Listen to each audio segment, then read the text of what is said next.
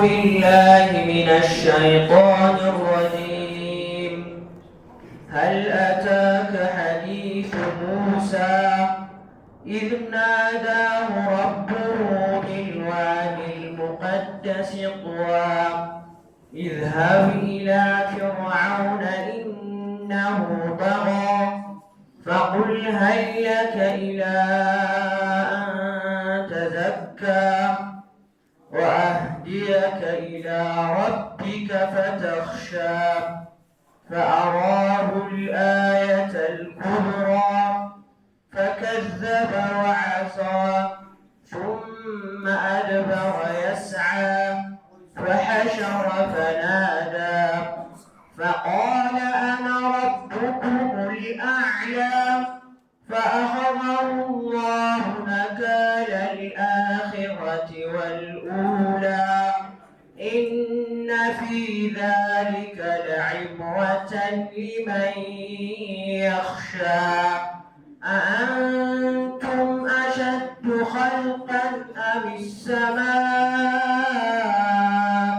بناها رفع سمكها فسواها وأغطش ليلها وأخرج ضحاها والأرض بعد ذلك دحاها أخرج منها ماءها ومرعاها والجبال أرساها متاعا لكم ولأنعامكم فإذا جاءت الطامة الكبرى يوم يتذكر الإنسان ما سعى وبرزت الجحيم لمن يرى فأما من طغى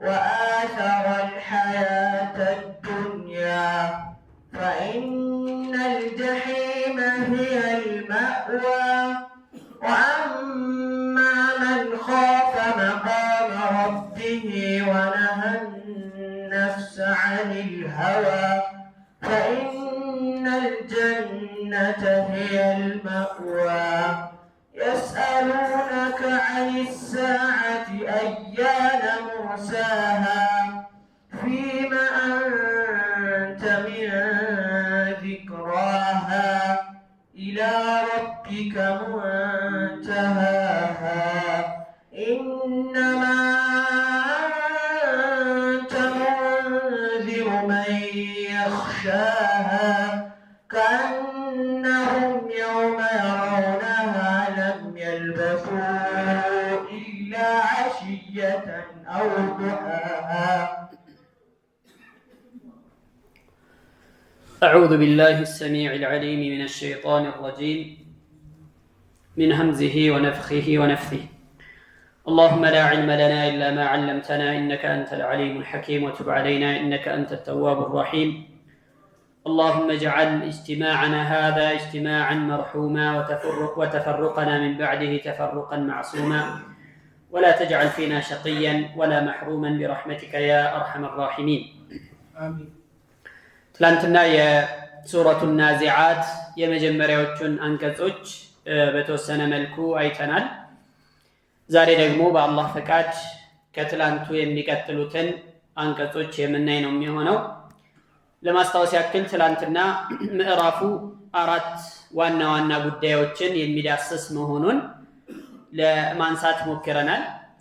የመጀመሪያዎቹ አላህ Subhanahu Wa Ta'ala በመላእክት እየማለ ሰዎች ከሞት በኋላ መቀስቀስ እንዳለ አላህ ፊት መቅረብ እንዳለ የሚያሳዩ አንቀጾችን ነው የመጀመሪያው ጉዳይ የነበረው። ሁለተኛ ደግሞ ለሙከዚቦችና ለአስተባባዮች እንደ ተምሳሌት ተደርጎ መጥፎ ተምሳሌት የሚነሳው ፊርዓውን ነውና የሱን ታሪክ አላህ Subhanahu Wa Ta'ala ቀንጨብ አድርጎ የተናገረበት ክፍል ነው ሁለተኛው ክፍል። ዛሬ በአላህ ፈቃድ እሱን ነው የምናይ የሚሆነው ማለት ነው። قال الله تبارك وتعالى هل أتاك حديث موسى يا موسى زينا يا موسى وري مأتل لهلنا በእርግጥም መጥቶልሃል። ኢዝ ናዳሁ ረቡሁ ጌታው በጠራው ጊዜ ቢልዋዲ ልሙቀደሲ በተቀደሰው ሸለቆ ጡዋ በተባለው የተቀደሰ ሸለቆ ላይ አላህ ስብሓነሁ ወተዓላ በጠራው ጊዜ የነበረውን የሙሳ ታሪክ መጥቶልሃልን?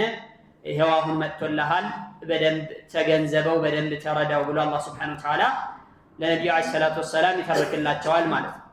ኢዝሀብ ኢላ ፊርዓውነ ኢነሁ ጠጋ፣ ወደ ፊርዓውን ሂጅ እሱ በእርግጥም ድንበር አልፏልና። ፈቁል ሀል ለከ ኢላ አን ተዘካ፣ ፈቁል እንዲህ በለው ሀል ለከ ለአንተ ያኒ ፍላጎት አለህን? ኢላ አን ተዘካ ወደ ምትጠራበት ነገር ትፈልጋለህ? ነፍስህን ምታጠራበት ከወንጀል ከመጥፎ ነገሮች ሁሉ ራስህን ምታጠራበትና ምታጸዳበትን ነገር ትፈልጋለህን ብለህ ጋብዘው በዚህ አይነት መልኩ። ወአህዲየከ እንደዚሁም እንድመራህ ትፈልጋለህን? ኢላ ረቢከ ወደ ጌታ ፈተኽሻ ልትፈራው ዘንድ ብሎ ሙሳ ዓለይሂ ሰላም እንደዚህ ብለህ አናግረው በማለት አላህ ስብሓነሁ ወተዓላ አዘዛቸው ማለት ነው ሙሳን።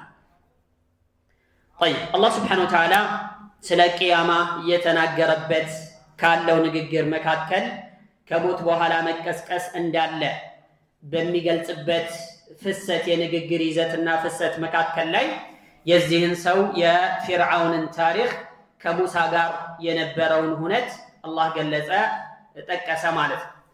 ይህም ያደረገበት ምክንያት ነቢዩን ዓለይሂ ሰላቱ ወሰላም ተስሊያ ለማድረግ እሳቸውን ለማጽናናት፣ አብሽር አንተን ቢያስተባብሉ አንተን ቢክዱብህ ውሸታም ቢሉህ እብድ ጠንቋይ ቢሉህ አብሽር ካንተ በፊት እንደዚሁ አይነት የደረሰባቸው ሰዎችም ነቢያቶችም ነበሩ፣ ይህንንም ያደረሱ ሰዎች ነበሩና እነሱ ላይ ያደረግነው እነሱ ላይ ያደረስነው ቅጣት በእነዚህም አንተን በሚያስተባብሉ ሰዎች ላይ ይመጣልና ታገስ፣ ሰብር አድርግ የሚል ይዘት ነው ያለው፣ መልእክት ነው ያለው ማለት ነው።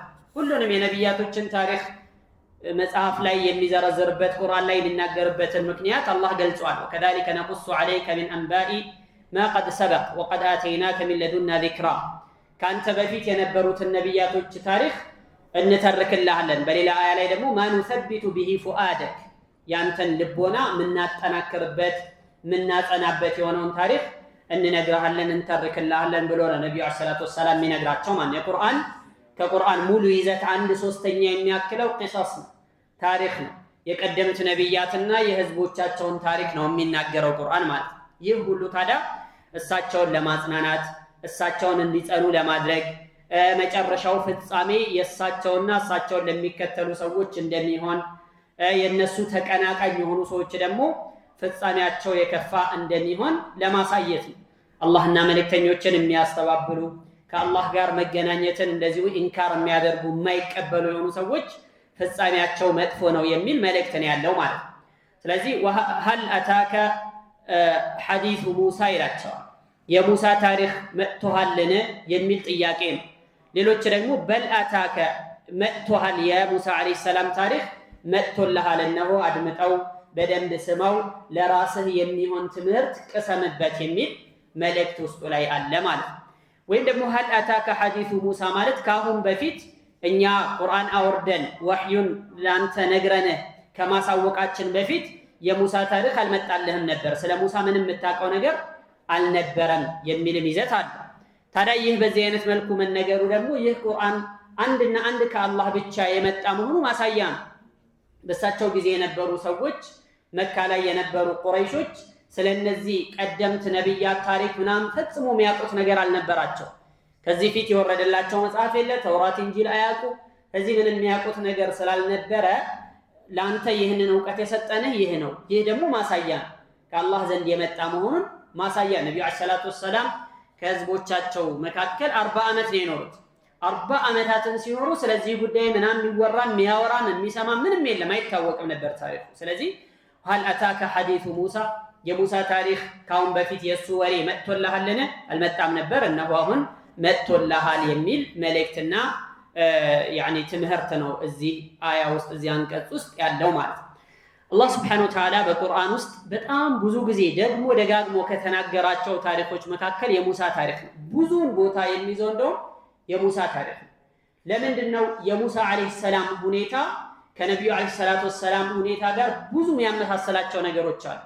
ብዙ የሚመሳሰሉበት በጣም አያሌ ቁም ነገሮች አሉ። ከዛ አንጻር ነቢዩን ዓለይሂ ሰላቱ ወሰላም ተስሊያ ለማድረግ እሳቸውን ለማጽናናትና ለማጠናከር ከሌሎች ነቢያቶች ይልቅ የሙሳ ዓለይሂ ሰላም ታሪክ ቅርብ ነበር ማለት።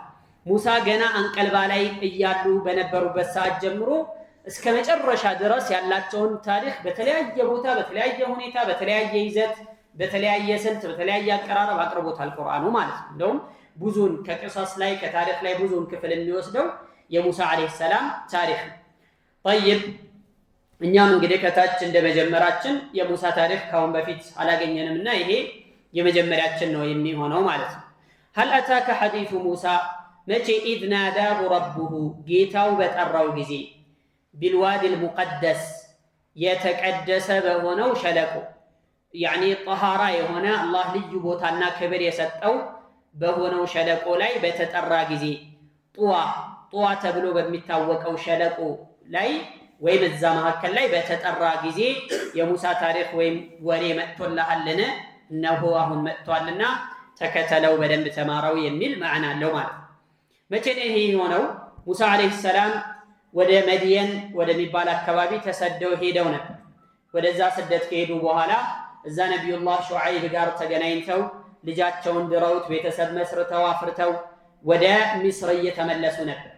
እየተመለሱ በነበረበት ሰዓት ላይ ይሄ የሆነው በጣም ብርድ በነበረበት ሌሊት፣ በጣም ከባድ በነበረበት ሰዓት ነው። በሌሊት እየተጓዙ የነበረ ቤተሰቦቻቸውን ይዘው ፊ ለይለቲን ሻቲየቲን ሙዝሊማ መንገድ ስተው በጣም ብርድ የነበረበትና ጨለማ ድቅድቅ ጨለማ በነበረበት ሌሊት ነው የተከሰተው ማለት ነው። ሲሄድ እየሄደ ያለ መንገድ መካከል ፊ ጃኒቢ ጀበል ጡር የጡር ተራራ በስተቀኝ አልገርቢ አልአይመን በስተምዕራብ በኩል በቀኝ በኩል ከተራራው ማለት ነው የሆነ ብርሃን ሲንቦገቦግ የሆነ እሳት ነበልባል ያያል ሙሳ ዓለይሂ ሰላም ማለት ነው። ይህም በሲና በረሃ ላይ ያለ ማለት ነው። ከዛ አብረውት ላሉት ለቤተሰቦቹ ለባለቤቱ እንዲህ አላቸው፣ ቃለ ሊአህሊሂም ኩሱ እስቲ እዚሁ ቆዩኝ ጠብቁኝ፣ ኢኒ አነስቱ ናረን በዛ በኩል የሆነ እሳት እያየው ነው፣ ለዓሊ አቲኩም ሚንሃ ቢኸበር ምናልባት እዛ እሳቱ ጋር እንግዲህ እሳቱን አንድዶ የሆነ ሰው ይኖራል እዛ ቦታ ላይ ያለውን ነገር ኢንፎርሜሽን አጣርቼ መንገዱ ቤት በኩል እንደሆነ ጠይቄ ልመጣ ከጅላለሁኝ አለ። አው ጀድወቲን ሚነናር ወይም ደግሞ ሰውን ባይኖር እንኳን ከዛ የሆነ ችቦ ለኩሼ ይዤላችሁ ልመጣ እከጅላለሁ ለዓለኩም ተስጠሉን እንድትሞቁ ብሎ አላቸው። ከዛም ይህንን ተናገረና ተለይቷቸው መጣ ወደዚህ ቦታ ማለት እሱ ያየው እሳት የመሰለው ነገር ብርሃን ነው። ለካስ አላህ ሱብሓነሁ ወተዓላ እዛ ቦታ ላይ እንዲንቦገቦግ ያደረገው ልዩ የሆነ ብርሃን ነበር። ያንን ነበር የተመለከተውና ያየው። ፈለማ አታሃ እዛ ቦታ ላይ ሲደርስና ሲመጣ ኑዲያ ተጠራ ሙሳ ዓለይሂ ሰላም ሚን ሻጢኢል ዋዲል አይመን ከሸለቆ በስተቀኝ ዳርቻ በኩል ፊል ቡቅዓቲል ሙባረካ ሚነ ሸጀራ ከዛፊቱ በጣም የተባረከች በሆነች ቦታ ላይ ጥሪ ተስተጋባ። ምን የሚል አያ ሙሳ ሆይ ኢኒ አነ አላሁ ረቡል ዓለሚን እኔ የዓለማቱ ጌታ አላህ ነኝ ብሎ አላህ ሱብሓነሁ ወተዓላ ሙሳን ቀጥታ ያለምንም መልአክ አማካኝነት አናገረው ማለት ነው። ከዚህ በፊት አላህ ወህይ የሚያስተላልፈው ለሰዎች ለነቢያቶች መልእክት የሚያስተላልፈው መላኢካዎች አማካኝነት ነበር። ለሙሳ ግን ምን ገይሪ ዋሲጠትን ቀጥታ አላህ ሱብሓነሁ ወተዓላ ራሱ አናገረው ማለት ነው። ከዛ ቦታ ላይ አላህ ሱብሓነሁ ወተዓላ አናገረው። ወማ ትልከ ቢየሚኒከ ያ ሙሳ በእጅህ የያዝከው ነገር ምንድን ነው ብሎ ጠየቀው። ሙሳ ዓለይሂ ሰላም ብትር ይዘው ነበር። ቃለ ሂየ ዓሳየ አተወከኡ ዓለይሃ ወአሁሹ ቢሃ ዓላ ገነሚ ወሊየ ፊሃ መአሪቡ ኡኽራ። እንግዲህ መቼም በጣም ደስ የሚል ቃለ ምልልስ ስለሆነ ያልተጠየቁትን ሁላ ነበር ሙሳ ዓለይሂ ሰላም የሚመልሱ የነበረው ማለት ነው። ምንድነው ቀኝ እጅህ ላይ ያለው ብሎ ሲጠይቃቸው አይች እንኳን ብትር ናት ብሎ ቢል መልሱ ተመልሶ ነበር። ግን ሙሳ ዓለይሂ ሰላም ሌላም ተጨማሪ ነገር ተናገሩ። የዚችን የብትር ጥቅሟን መዘርዘር ውስጥ ገቡ። ቃለ ሂየ ዓሳየ አተወከኡ ዓለይሃ በእሷ ላይ ደገፍልባታለሁ ሲደክመኝ፣ ወአሁሹ ቢሃ ዓላ ገነሚ እንደዚሁም ደግሞ ለፍየሎቼም ቅጠል ምናምን አረግፍባታለሁኝ፣ ወሊየ ፊሃ መአሪቡ ኡኽራ ሌሎችም ሐጃዎችና ጉዳዮች አሉኝ ጠላት ከመጣ መከላከልበት ምናምን ነው ብለው ሙሳ አለይሂ ሰላም ዘርዘር አድርገው ተናገሩ። አላህ ሱብሓነሁ ወተዓላ ይህን የጠየቃቸው ለሌላ ዓላማ ነበር። ቃለ አልቂሃ ያ ሙሳ እስቲ ጣል አድርገው ብሎ አዘዛቸው። ፈአልቃሃ ፈኢዛ ሂየ ሐየቱን ተስዓ ከዛ ሙሳ አለይሂ ሰላም እንደተባሉት ያንን ብትር ጣል ሲያደርጉት በጣም በፍጥነት የሚሮጥ እባብ ሆኖ ያኒ ነፍስ ወዳለው ነገርነት ተቀየረ ማለት። ከዛ ፈለማ ያኒ ይህን ነገር ሲመለከቱ ወላ ሙድቢራን ወለም ይዓቅብ ፊታቸውን ዞር እንኳን ሳያደርጉ በቃ ሮጡ ማለት በጣም በኃይል ሮጡ። ቃለ ያ ሙሳ አቅቢል ወላ ተኸፍ ኢነከ ሚነል አሚኒን አብሽር ተመለስ ወደዚህ ዙር ኢነከ ሚነል አሚኒን ሰላምና አይዞህን ምንም አታረግህም ብሎ አላህ ሱብሓነሁ ወተዓላ እንደገና አጽናናቸው። ያኒ ያችን ብትር እንዲይዙ አግባባቸው ነገራቸው። ከዛ ቃለ ኹድሃ ያዛት እችን እባቢቱን ያዛት። ገና ያዝ ሲያደርጉት ወደ ነበረበት ሲረተሃ አልኡላ ወደ መጀመሪያ ወደ ነበራት ወደ ብትርነቷ ትመለሳለች ብሎ አላህ ሱብሓነሁ ወተዓላ ነገራቸው። ይሄ አንድ ተአምር ወደፊት ተልእኮ ሊሰጣቸው ነው። ወደፊት የሚላኩበት የሆነ ሀደፍ አላቸው፣ ግብ አለ። ያንን ለማሳካት ደግሞ የሚያጠናክር አስረጅ ማስረጃ ያስፈልጋቸው ነበር። ለዛ ነው ይሄ አንደኛው ተአምራቸው ይሄ ነበር። ይሄንን ብትር ይዘውት ይሄዳሉ፣ ለጉዳያቸው ይጠቀሙበታል። ተአምሩን ማሳየት በሚፈለግ ሰዓት ጣል ያደርጉታል፣ ወዲያውኑ ወደ እባብነት ይቀየራል። እባብ ቢባል ደግሞ ቀላል እባብ አይደለም፣ በጣም ትልቅ የሆነ በፍጥነት የሚሮጥ ልዩ እባብ ነው የሚቀየርበት ሁኔታ ማለት ነው።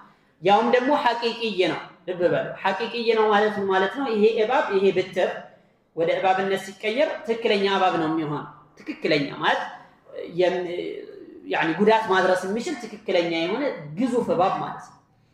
ከዛ ሁለተኛ ደግሞ አድኺል የደከ ፊ ጀይቢክ አላቸው። እጅህን እንደዚህ ብብትህ ውስጥ አስገባ። ከዛ በኋላ እንደዚህ አስገብተው ሲያወጡት ብርሃናማ ይሆናል። ያኒ በሽታ ምናምን ለምጥ ምናምን አለ በቃ የሚያንጸባርቅ የሚንቦገቦግ ብርሃን ይወጣል ከእጃቸው ላይ ማለት ነው።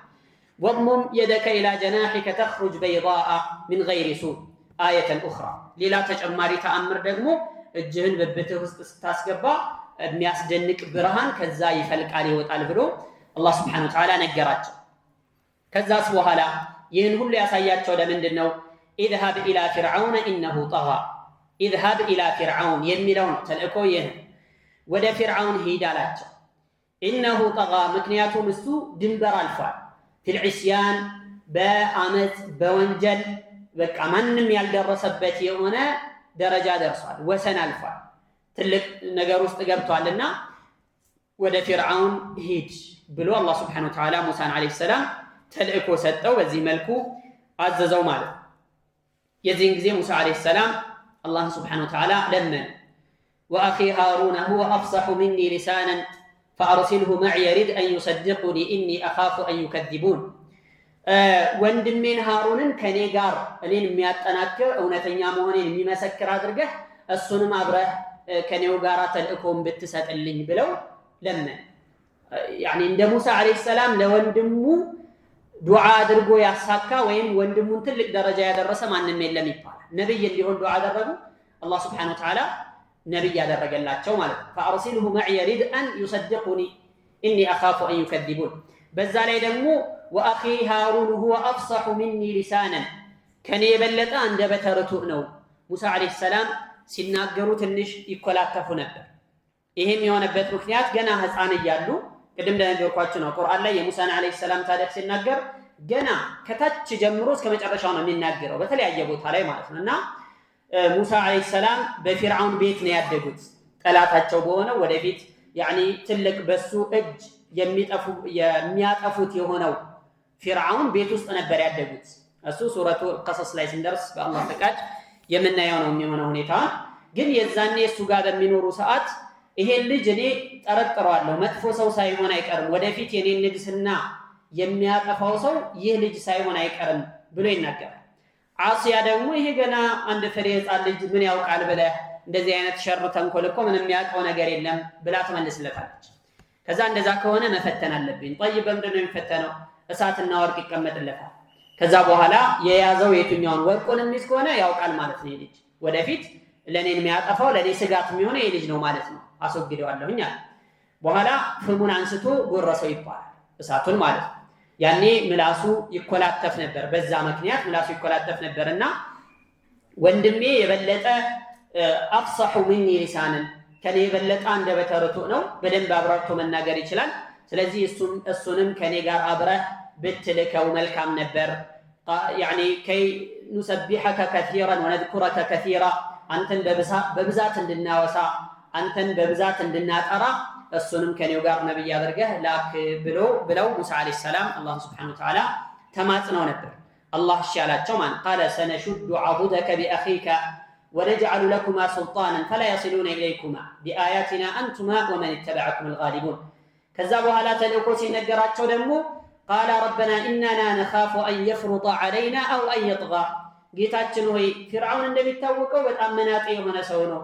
ገና መልእክታችንን ለማድረስ ስንሄድ ምንም ነገር ከማለታችን በፊት አን የፍሩጠ ዐለይና ቸኩሎ የሆነ ጥቃት እንዳያደርስብንና መጥፎ ነገር እንዳያሰናክለን እንሰጋለን አሉ።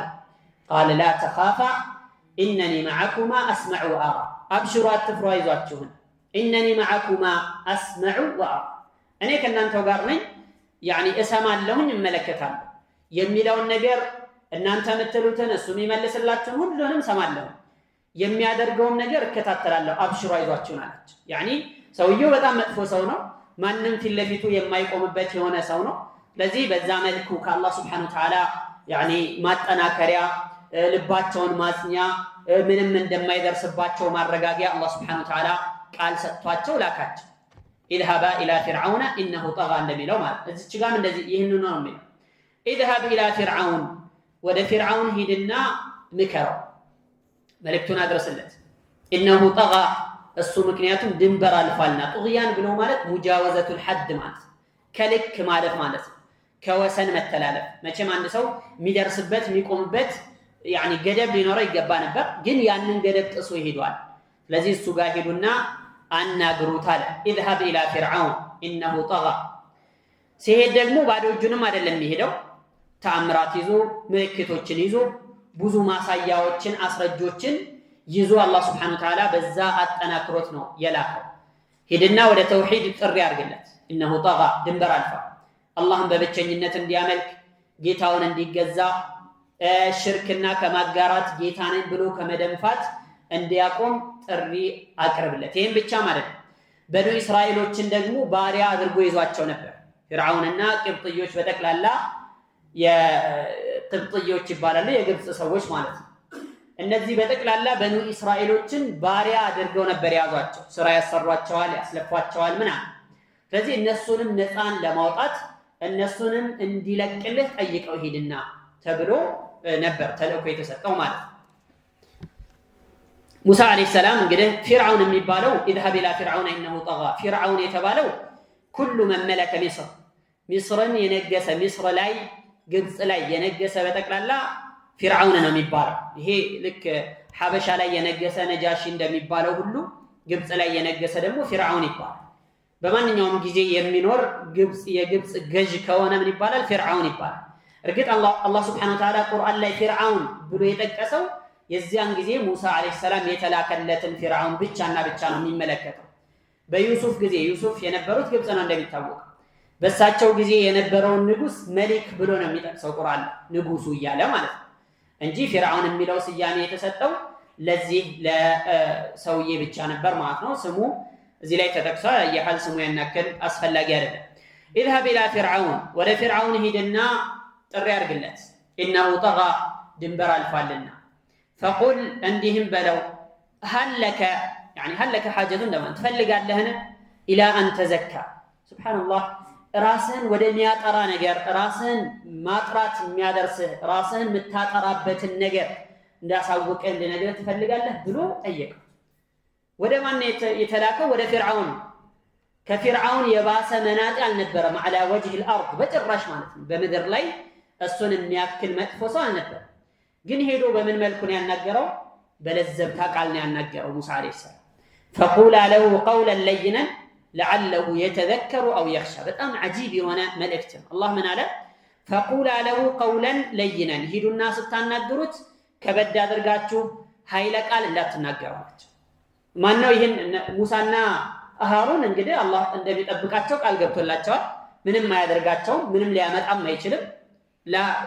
يعني لا يجاوز قدره لكل ያልፍ አይችልም በፍጹም። ግን ሄዳችሁ ስታናግሩት ቀውለን ለይነን ለዘብ ያለ በለዘብታ የተሞላ ንግግር አናግሩት። ለምን لعله يتذكر او يخشى ምናልባት ሊገሰጽ ወይም አላህን ሊፈራና ሊመለስ ይችላል። በሰውኛ ማለት ነው። አላህ መቼም ይህ ሰው ይመን አይመን አላህ ያውቃል። ግን እናንተ ኃላፊነታችሁን ሄዳችሁ ስትወጡ ሄዳችሁ ለሱ መልእክቱን ስትናገሩ فقول له قولا لينا ለዘብ ያለ ንግግር ተናገሩት፣ በዛ መልኩ አናግሩት ብሎ አላህ Subhanahu Wa Ta'ala አዘዛቸው ማለት ነው። ታዲያ ከፊርዓውን የባሰ አመፀኛ ከሙሳ የበለጠ ደግሞ ታጋሽና ትህትና የተሞላ ሰው ማንም ሊኖር አይችልም። ከዚህ ምንድነው የምንረዳው? አንድ ሰው ሌላን ሰው ወደ እስላም ሲጋብዘው ሲገስጸው ሲመክረው ቀውለን ለይን ለዘብ ያለ መልካም ንግግር መናገር እንዳለበት ይህ ያስተምራል። ይሄ ውስጡ ላይ የሚሰጠው መልእክት ይህንን ለፊርዓውን ለዘብ ያለ ንግግር አናግሩት ከተባለ ለሌላው ሰውስ ሚንባቢን አውላ ማለት ነው። እንደ ፊርዓውን ደረጃ ያልደረሰውን ደግሞ يعني ለዘብ ያለ ንግግር ሊያናግሩት የተገባ ነው፣ የተሻለ ነው ማለት ነው። አንደኛው መጣና يعني ከበድ ያለ ንግግር ሲያናገረው ያ اخي ረጋ በል አለ። አንተ ከሙሳ የበለጥክ ለሐቅ ተቆርቋሪ አይደለህም፣ እኔም ደግሞ ምንም እንኳን ወንጀለኛ ብሆን ከፊርዓውን የባስኩኝ አይደለሁም። ስለዚህ አላህ ሙሳን አለይሂ ሰላም ወደ ፊርዓውን ሲልከው فقول له قولا لينا ለዘብ ያለ ንግግር አናግሩት ነው ያለው። ስለዚህ አንተ ደግሞ እኔን ለዘብታ በተሞላበት ንግግር ልታናግረኝ ይገባል ብሎ በዚህ መልኩ ነገረ ይባል እና በተለይ ሰውን የሚመክር ሰው ሰውን የሚገስጽ ሰው ይሄንን ባህሪ ሊላበስ ይገባል የሚል መልእክት አለ። እርግጥ ነው አንዳንድ ጊዜ በአንዳንድ ሁኔታዎች يعني اغلاظ القول አለ የተገኘ ነብዩ መሐመድ ሰለላሁ ዐለይሂ ወሰለም ያደረጉበት ሁኔታ አለ። ሰሃቦችም ሰለፎችም ከታቢዒዎችም የተገኘበት ሁኔታ አለ። ግን ይሄ ሪፍቅ የሚባለው በለዘብታና በእርጋታ የተሞላ አነጋገር አድዓ للقبول አላህ ምንድነው የሚለው ادفع بالتي هي احسن فاذا الذي بينك وبينه عداوه كانه ولي حميم መልካም በሆነ ነገር መጥፎ ንግግር ወይም መጥፎ ወዳንተ ሲመጣ በመልካሙ መልስ አጸፋህ የተሻለ መልካም ሊሆን ይገባል። እንደዛ ካደረክ فاذا الذي بينك وبينه عداوه ባንተና በሱ መካከል ጠላትነት ያለው ሰውዬ كانه ولي حميم በጣም የቅርብ ወዳጅ ምርጥ የልብ ወዳጅ ሆኖን ታገኘዋለህ። በዛ መልኩ ልቦናውን ታሸንፍ ትችላለህ ብሎ ነው አላህ Subhanahu Wa Ta'ala የሚናገረው። ስለዚህ ይሄንን መንገድ ሊከተሉ የሚገባው የሆነ ትልቅ መንገድ ነው። ነብዩ አለይሂ ሰላቱ ወሰለም ምን አሉ? رفق لا يكون في شيء الا زانه وما ينزع من شيء الا شانه። رفق የሚባለው ነገር ይሄ እርጋታ የሚባለው ነገር ለዘብታ የሚባለው ነገር ምንም ነገር ውስጥ አይጨመርም ኢላ ዛነሁ ቢያስውበው ቢሸልመው ቢያጌጠው እንጂ አሉ። ولا ينزع من شيء الا شانه ከምንም ነገር ደግሞ አይነሳም ኢላ ሻነሁ ያ የተነሳበትን ነገር ሸይ يعني የሚጠየፉት የሚያደርገው ቢሆን እንጂ ብለው ነብዩ አለይሂ ሰላቱ ወሰለም ተናግረዋል። ስለዚህ አላህ Subhanahu Wa Ta'ala ሙሳን አለይሂ ሰላም ወደ ፊርዓውን ሲልከው በዚህ አይነት መልኩ ለዘብ ያለ ቃል ተናገሩት፣ ኃይለ ቃል እንዳታናገሩት ቀለል ያለ ወደ ሐቅ የሚመራ የሆነ ለዘብታ የተሞላበት ንግግር አናግሩ ብሎ ነው የላካቸው ማለት ነው። ታዲያ ይህ ፊርዓውን የሰራው ወንጀል ብዙ አይነት ነበር። ቀጥሎ ያለው ይህንን ይናገራል። ሙሳ አለይሂ ሰላም እንዲህ በለው ሄድና فقل هل لك الى ان تزكى ነፍስህን የምታጠራበት ነፍስህ ከተዘፈቀበት ወንጀል የምታጸዳበት የሆነ ንጹህ የምትሆንበትን የሆነ መንገድ ትፈልጋለህ በለው። واهديك لمراህ ትፈልጋለህ ትከጅላለህ الى ربك ወደ ጌታ ፈተኽሻ ልትፈራው ዘንድ ብሎ ሙሳ አለይሂ ሰላም አናግረው በዚህ መልኩ ንገረው ብሎ አላህ Subhanahu Wa Ta'ala ላካቸው ማለት። ታዲያ ይህ ፊርዓውን ሁለት ነገሮችን ሞግቶ ነበር። አንደኛ ጌትነት ማለት ፈጣሪነት፣ እኔ ፈጣሪያችሁ እኔ ነኝ ብሎ ሞግቶ ነበር። ሁለተኛ ደግሞ አምላክነትን ልመለክም የሚገባኝ እኔ ነኝ የፈጠርኳችሁም እኔ ነኝ ብሎ ሁለቱንም ነገሮች ሞግቶ ነበር። ምን ብሏል? በሱረቱ القصص ላይ እንደተናገረው ما علمت لكم من اله غيري ከኔ ውጭ ሌላ አምላክ ልታመልኩት የሚገባ ነገር አላውቅላችሁም ብሏቸው ነበር። እዚህ ቦታ ላይ ደግሞ ምን አለ? فقال انا ربكم الاعلى እኔ ታላቁ ጌታችሁ ፈጣሪያችሁ እኔ ነኝ ብሎ ነው የሞገተው። ሁለት ነገር ማለት ፈጣሪነትም አምላክነትም ለራሱ አስብቶ ለራሱ አጽድቆና ይህንን ሞግቶ ነበር። ከወንጀል ሁሉ ከባድ ወንጀል ደግሞ ይህ ነው። እኔ የሰማይ የመሬት ፈጣሪ ነኝ ብሎ መናገር ከወንጀል ሁሉ የገዘፈ ከክፋት ሁሉ የከፋ የሆነው ነገር ይህ ነው። እንደውም አንድ ጊዜ ምን አለ? ያ ሃማኑ ابن لي صرحا لعلي أبلغ الأسباب أسباب السماوات فأطلع إلى إله موسى وإني لأظنه من الكاذبين. ሃማን የሚባል يعني ሚኒስትር ነበረውና ያ ሃማን አለ አንተ ሃማን ሆይ ابن لي صرحا ትልቅ ህንጻ ሰማይ ጠቀስ ፎቅ እንድትሰራልኝ እፈልጋለሁ። لعلي أبلغ الأسباب ምናልባት የሰማያትን መንገድ ላገኝና ልደርስ ከጅላለሁ ያንን ተስፋ ስለማደርግ أسباب السماوات فأطلع إلى إله موسى أملاك مجم كفطرة عالم بلاين ياللونا يهنن موقال موسى بيهنن نجروتا يعني أملاك كسمايات بلاي كفطرة عالم بلاين وبلو نجروت نبر سلازي هنسا سرال لنينا سمايت أكس هنسا يسمايات من جلوست جابتشي يموسى أملاك من ملكة ما يتفلقانه وإني لأظنه من الكاذبين مكنياته مشتام مهون سلامات سب أملاك كان يوجه سلال الله እስቲ ሰራልኝና ሄጄ ቼክ ማድረግ ፈልጋለሁ በራሴ ማረጋገጥ እፈልጋለሁ ብሎ ነው የተናገረው ማለት ነው። የሚገርመው አላህ Subhanahu Wa Ta'ala እንደገለጸው ቁርአን ላይ وجحدوا بها واستيقنتها انفسهم ظلما وعلوا ይህንን ነገር ሲያስተባብል አምላክ የለም ብሎ ሲናገር ካንጀቱ አልነበረ። وجحدوا بها واستيقنتها انفسهم ነፍሳቸው በእርግጠኝነት ያለ ምንም ጥርጣሬ የሚያምነውን ጉዳይ እነሱ ግን አስተባበሉ። ለምን? ظلما وعلوا በበደልና በኩራት ተነሳስተው ነው ይህንን ነገር ኢንካር ያደረጉት ብሎ አላህ Subhanahu Wa Ta'ala ይናገራል። አንድ ጊዜ የሙሳን يعني فرعونን ኢብሊስ ተገለጸለት አለ። ከዛ ማን ነህ ብሎ ጠየቀው አለ። ማን ነው ጠያቂው? ፍርዓውን። ማን ነው የሚጠይቀው? ኢብሊስን ማለት ነው። ማን ነህ ብሎ ጠየቀው። ከዛ አታቀኝም እንዴ እኔ ሁላችሁም ጌታችሁ ነኝ ብለህ እየሞገት ፈጣሪያችሁ ነኝ እያልክ እንዴት አታቀኝም ብሎ አለ ይባል። ማን እንደዚህ ብሎ? ኢብሊስ ማለት ነው። ከኢብሊስም ብሶ ነው ፍርዓውን ይህንን ንግግር የተናገረውና ይህንን ወሬ ያወራው። ይህንን ከዑለማዎች ኪታቦቻቸው ላይ ያስቀመጡት የሆነ ተሳን ያስቀመጡት የሆነ ታሪክ ነው ማለት ነው። አይ ሐል ፍርዓውን ጋር በዚህ መልኩ ሙሳ አለይሂ ሰላም ሄደው ጥሪውን እንዲያስተላልፉ መልእክቱን እንዲናገሩ አዘዛቸው ማለት ነው። ከዛ በኋላ ምን አደረገ? فأراه الآية الكبرى ታላቁን ምልክት ተአምር አሳየው። ሙሳ አለይሂ ሰላም ሲመጡ አንድ ሰው መቼም ነብይ ነኝ ብሎ ሲመጣ ምንድነው ማስረጃ ምንድነው ማሳያ ብሎ መጠየቅ ኖርማል ነው፣ ችግር የለው። ከዛ በኋላ ይህን የመጣለትን መልእክት የመጣለትን ተአምር የማይቀበል ከሆነ ግን ሌላ ችግር ነው ማለት ነው። ሙሳ አለይሂ ሰላም ነብይ ለመሆናቸው የሚያስረዳ የሚያሳይ የሆነ ምልክት ይዘው ነበር። አላህ Subhanahu Wa Ta'ala የሰጣቸው ቅድም የገለጽነውን ብትራቸውን አሳዩት።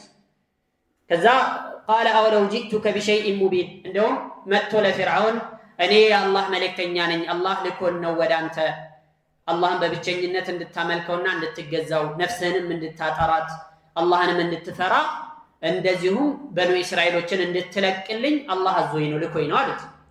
ከዛ አንተ ውሸታም ነህ ብሎ አስተባበላቸው። قال اولو جئتك بشيء مبين የሆነ ግልጽ የሆነ ማስረጃም ይሆን ለነብይነቴ ማሳያም ይሆን ነገር ባመጣለህ ማታምነኝም ማለት قال فأتي به إن كنت من الصادقين እስቲ ከእውነተኞች ከሆነ አለኝ የምትለውን ተአምርና ምልክት አንጣ ብለዋል። فألقى عصاه فإذا هي ثعبان مبين ሙሳ አለይሂ ሰላም ብትራቸውን ጣል አደረጉት። فإذا هي ثعبان የሚባለው ትልቅ ግዙፍ ልክ እንደ ዘንዶ ያለ ትልቅ እባብ ሙቢን ግልጽ የሆነ የሚታይ የሆነ ምንም አይነት ከድግምት ጋር ተያያዥነት የሌለው ሐቂቂ የሆነ እውነተኛ እባብ አሳዩት። ወነዘዐ የደሁ እጃቸውንም ከብብታቸው አወጡና አሳዩት። فإذا هي بيضاء للناظرين ለተመልካቾች ፍንትው ያለ በብርሃን የተሞላ ነጭ እጅ መሆኑን አሳዩ። ከዛ ይሄንን ሲያሳዩ ይሄ ተአምር ነው ምልክት። ከዛም በኋላ ሊቀበል ነው فكذب አስተባበለ። ውሸት ነው አለ። ይሄማ ድግምት ነው አለ። هذا ድግምት ለድግምትማ እኛም እኮ ደጋሚ አላጣንም አለ። قالوا أرجه وأخاه ወብዐት ፊል መዳኢኒ ሓሽሪን አሉ። በዙሪያው የተሰበሰቡ ባለሟል የነበሩ ሰዎች የእሱ አጋፋሪዎችና አማካሪዎቹ አይ ቆይ ትንሽ ጊዜ ይሰጠዋል፣ አሁን እንዳትቸኩል፣ ምንም አይነት ቅጣት እንዳታስተላልፍበት፣ ያኒ አርጂህ ወአኻሁ እሱንም ወንድሙንም አዘግያቸውና ወብዐት ፊል መዳኢን በየከተሞቹ ሰብሳቢዎቹን ላክ። ያኒ ያእቱከ ቢኩሊ ሰሓሪን ዓሊም ከየቦታው አዋቂ የተባለ የበቃ የነቃ ድግምተኛ የተባለ ሁሉ ይሰብሰብ። ካንተ ግዛት ላይ በጠቅላላ አሉ የተባሉ ደጋሚዎች እንዲሰበሰቡ ይሁን። እንደዚህ ብታደርግ ይሻላል። ከዛ በኋላ እሱ ያመጣው ድግምት ነው። ስለዚህ እኛም ደግሞ እሱ ያመጣውን ድግምት ማክሸፍ የሚችሉ እሱ ያመጣውን ነገር ተመሳሳይ ነገር መስራት የሚችሉ ሰዎችን ማምጣት እንችላለን ብለው ሐሳብ አቀረቡለት። እሺ አለ። ከዛ በየከተማው በየክፍለ ሀገሩ እንዳለ ተሰብስቦ ደጋሚዎች እንዲሰበሰቡ እንዲመጡ ተደረገ። ከዛ የቀጠሩ የውሙ ዚና የበዓል ቀን ይሁንና ሰዎች የሚሰበሰቡበት ረፋድ ሰዓት ላይ ወደ ስራ ሳይሰማሩ በዛ ሰዓት ይሁን። መውዒዱኩም የውሙ ዚነቲ ወአን ዩሕሸረ ናሱ ዱሓ ረፋድ ወቅት ላይ ሁሉም እንዲሰበሰቡ ይሁን ተብሎ ታዘዘ። ከዛ ቀጠሮ ተቀጠረ ማለት ነው። ምን አለ አላህ ስብሓነሁ ወተዓላ አስከትሎ ፈሐሸረ ፈናዳ ሰዎችን ሰበሰበና እንዲህ ብሎ በከፍተኛ ድምፅ ጥሪ ያደረገ ፈቃለ አነ ረቡኩሙል አዕላ እኔ ታላቁ ጌታችሁ ታላቁ ፈጣሪያችሁ እኔ ነኝ ብሎ ተናገረ። ከዛ በዚህ አይነት መልኩ ድግምተኞቹ ሁሉ ተሰበሰቡ።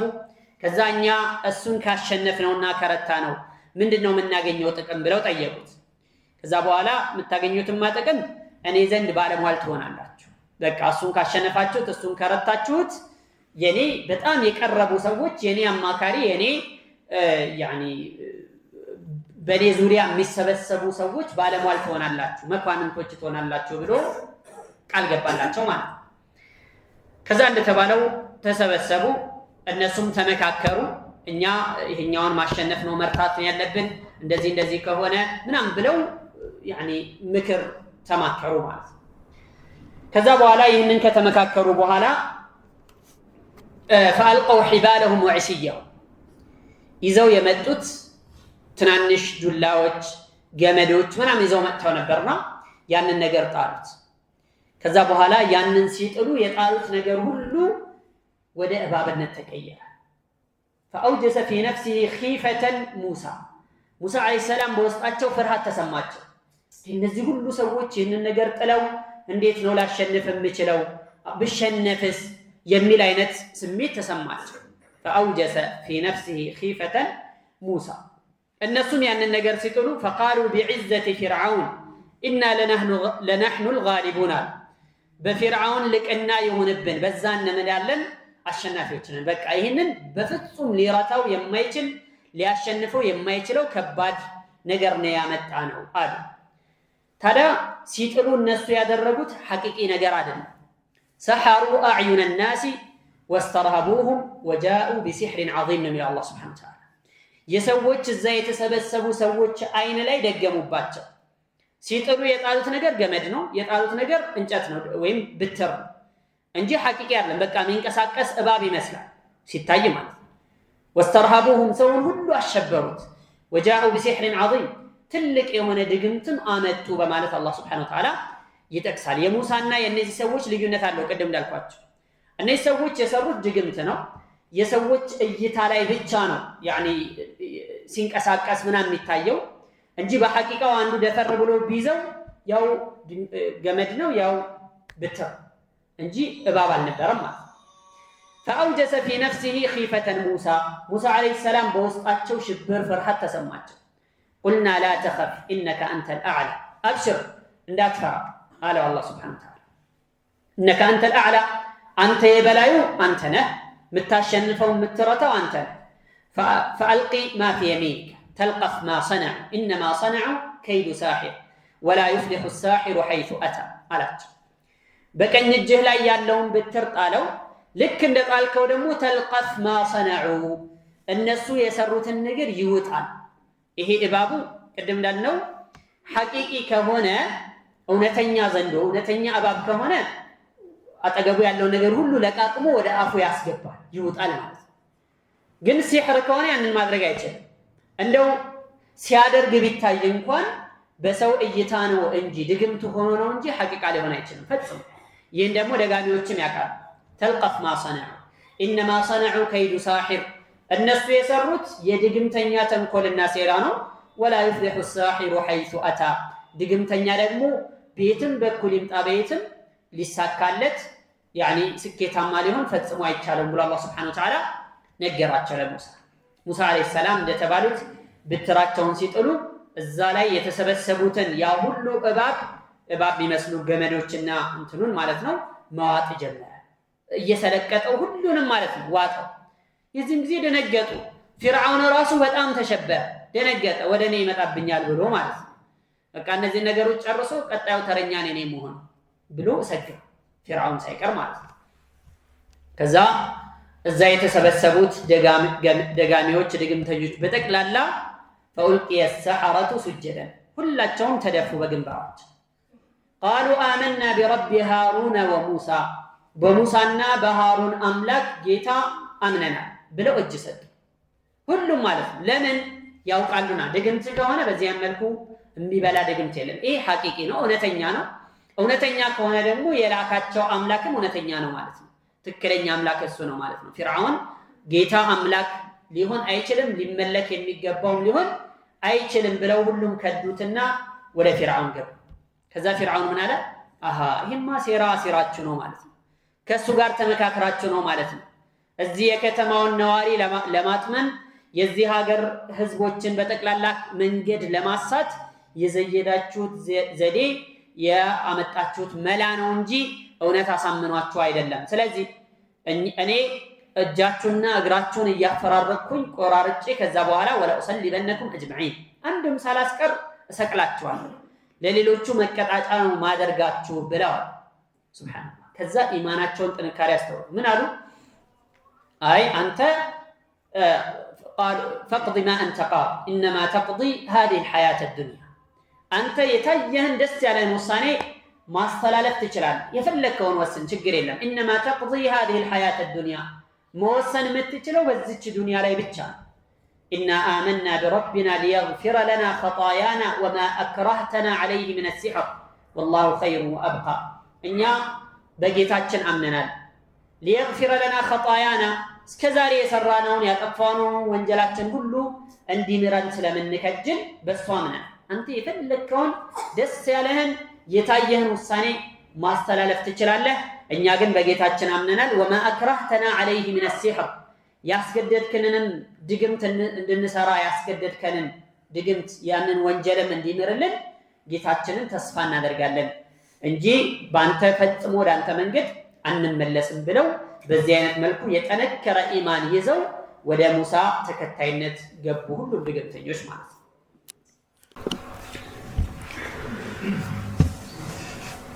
ናም አላህ ስብሓነሁ ወተዓላ ለሙሳ የሰጣቸው በርካታ ተአምራቶችና ምልክቶች ነበሩ። እነዚህ ሁለቶቹ ቅድም የተጠቀሱት ብቻ ሳይሆን ከዚያም ውጪ ሌሎች በርካታ ምልክቶችን አላህ ስብሓነሁ ወተዓላ ሰጥቶት ነበር። ፊርዓውንና ህዝቦቹን ሊያሳምን የሚችል ወደ ትክክለኛው መንገድ ሊመራቸው የሚችል ብዙ ነገሮች መጥተውለት፣ ብዙ ምልክቶችና ማሳያዎች ሁሉ መጥተውለት አልቀበልም አልከተልም ብሎ ነበር። ታዲያ ውጤቱ ምን ሆነ? ያ ሁሉ ነገር መጥቶለት ተነግሮ ተዘክሮ ተው ተብሎ ብዙ ነገሮች መጥተውለት እምቢ አለ። በዚህ ምክንያት አላህ ስብሓነሁ ወተዓላ እሱን ከነ ሰራዊቱ አጠፋው። ፈገሺየሁም ሚነል የሚ ማ ገሺየሁም፣ ሸፈናቸው። ሚነል የሚ ማ ገሺየሁም ያኒ ከባህር ከማዕበል እነሱን የሸፈነው ነገር ሸፈናቸው ብሎ አላህ ስብሓነሁ ወተዓላ ምን ያክል ከባድ ነገር እንዳጋጠማቸው ይገልጻል፣ ይናገራል። በሌላም አያ ላይ ፈአኸዝናሁ ወጁኑደሁ ፈነበዝናሁም ፊል የሚ ወሁወ ሙሊም፣ እሱንም ሰራዊቱንም ያዝነው። ፈነበዝናሁም ፊል የም፣ ከዛም ባህር ውስጥ ያኒ ጣል ነው። ነብዝ የሚባለው ነገር በነገራችን ላይ የሆነ ቦታ የማይሰጠው እዚህ ግባ የማይባል ዝም ብሎ እንደ ነገሩ ጣል የሚደረግ ለሆነ ነገር የሚገለጽበት አገላለጽ። ፈነበዝናሁም ፊል የም፣ ባህር ውስጥ ጣል አደረግናቸው በማለት አላህ ሱብሓነሁ ወተዓላ ገለጸ። ምንም አላህን የሚያስቸግሩ አላህን የሚያዳግቱ ፈለገ በትላልቅ ሰራዊቶች የተገነባ ጦር ትልቅ ነገር ቢኖረው እንኳን ለአላህ ምንም አይደለም ማለት ነው። ወሁወ ሙሊም የተወቀሰ ሆኖ በዛ መልኩ ባህር ውስጥ ጣል ነው በማለት አላህ ይናገራል። ታዲያ ይህ ቅጣት አኺራ ላይ ከተዘጋጀለት ቅጣት ሌላ ምንድነው የሚለው እዚህ አያ ላይ فأخذه الله نكال الآخرة والأولى الله سبحانه وتعالى ያዘው نكال الآخرة والأولى የመጀመሪያውንም የመጨረሻውንም ቅጣት አላህ Subhanahu Wa Ta'ala ያዘውና ቀጣው ብሎ ይገልጻል። የመጀመሪያውና የመጨረሻው ቅጣት ምንድነው? የመጀመሪያውና የመጨረሻው ንግግር መጀመሪያ የተናገረው ንግግርና ኋለኛው ላይ የተናገረው ንግግር ነው ብለው የሚጠቅሱ ዑለማዎች አሉ ከሙፈሲሮች ማለት ነው። የመጀመሪያው ንግግር ما علمت لكم من إله غيري የሚለው ከኔ ውጭ ሌላ አምላክ አላውቅላችሁም ብሎ የተናገረ የመጀመሪያ ንግግር ነው። በኋላ ደግሞ انا ربكم الاعلى እኔ ታላቁ ጌታችሁ ነኝ ብሎ የተናገረው ንግግር ነው። በሁለቱም ንግግሮቹ ያዝ ነው፣ በሁለቱም ንግግሮቹ ቀጣ ነው ብሎ አላህ Subhanahu Wa Ta'ala ይገልጻል። የሚገርመው በሁለቱ ቃላቶች መካከል كما يقول ابن عباس ومجاهد وغيرهما ከሁለቱ ንግግሮች መካከል የ40 ዓመት ጊዜ ልዩነት አለ። በ40 ዓመት ልዩነት የመጀመሪያውን ተናገረ፣ ሁለተኛውን ንግግር ሲናገር ከ40 ዓመት በኋላ ነበር የተናገረው። በሁለቱም ንግግሮቹ ያዝ ነው ብሎ አላህ Subhanahu Wa Ta'ala ይገልጻል ማለት ነው። ሌሎች ደግሞ ምን አለው فأخذه الله نكال الآخرة والأولى ማለት ስለ ንግግሮች ቃላቶቹ ሳይሆን የዱንያውንም የአኺራውንም ቅጣት ያዝ ነው ማለት ነው። የዱንያው ቅጣት ይሄ ባህር ላይ ተጣለ النار يعرضون عليها غدوا وعشيا በርዘኽ ላይ ሆነው ደግሞ ሩሃቸው ጧት ማታ እሳት ላይ ይቀርባል። ጧት ማታ በመሸ በነጋ ቁጥር أدخلوا آل فرعون أشد العذاب ይባላል የቂያማ ቀን። ከዛ በፊት ዱንያ ላይ ደግሞ በየጧቱ በየምሽቱ የነሱ ሩህ የፊርዓውንና የተከታዮቹ የሰራዊቱ ሁሉ ሩህ እሳት ላይ ይቀርባል ብሎ አላህ Subhanahu Wa Ta'ala ተናገረ። ይሄ የዱንያው ቅጣት። አኺራ ላይ ደግሞ أدخلوا آل فرعون أشد العذاب የፊርዓውንን ሰራዊቶች እሱን ጨምሮ አሳማሚ ቅጣት ውስጥ አስገቧቸው ተብሎ እንደሚታወጅ ቁርአን ላይ ይናገራል ማለት ነው። እና فأخذه الله نكال الآخرة والأولى ማለት ይሄ ነው ብለው ይገልጻሉ። وحاق بآل فرعون سوء العذاب በፊርዓውንና በተከታዮቹ በቤተሰቦቹ ላይ ሰፈረባቸው سوء العذاب በጣም መጥፎ የሆነ አሰቃቂ ቅጣት መጥፎ ቅጣት ሰፈረባቸው። النار يعرضون عليها غدوا وعشيا እሳት በጧትና በምሽት ይቀርቡባታል እንዲቀርቡ ይደረጋሉ። ويوم تقوم الساعة ساعتيቱ በምትቆምበት ጊዜ ደግሞ أدخلوا آل فرعون أشد العذاب فرعونን ከነተከታዮቹ አሳማኒ ከባድ የሆነ ቅጣት ውስጥ አስገቧቸው ተብሎ ይታዘዛል ብሎ አላህ Subhanahu Wa Ta'ala ተናገረ ማለት ነው። ስለዚህ ዱንያ ላይ ለሌሎች መቀጣጫ አድርጎታል አላህ Subhanahu Wa Ta'ala።